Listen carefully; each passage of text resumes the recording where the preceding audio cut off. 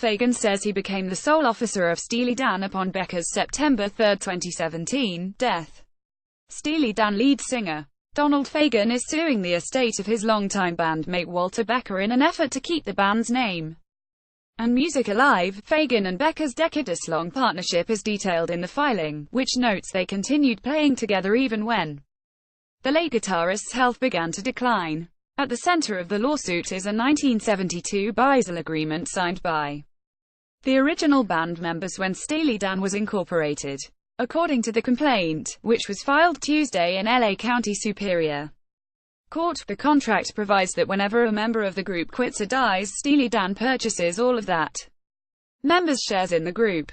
By the 2010s, Fagen and Becker were the only remaining shareholders and signatories to the Beisel agreement, writes attorney Lewis Skip Miller in the complaint. 4 days after Becker's death, on September 7, 2017, the Becker defendants sent Fagen a letter stating that we wanted to put you on notice that the Beisel agreement dated as of October 31, 1972, is of no force or effect. The letter also sought to appoint Becker's widow as an officer of Steely Dan and demanded 50% ownership, according to the complaint. Fagen also says the Becker defendants currently operate the band's website and refuse to relinquish or share control of it.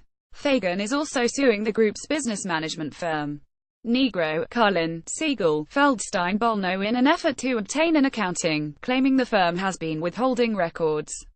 It has recently come to light that NKSFB engaged a law firm on Steely Dan's behalf without disclosing the engagement to Fagen, writes Miller, especially now, with the Becker defendants taking a position adverse to Steely Dan and with the Becker defendants retaining NKSFB, and complete accounting is necessary to protect plaintiffs' interests.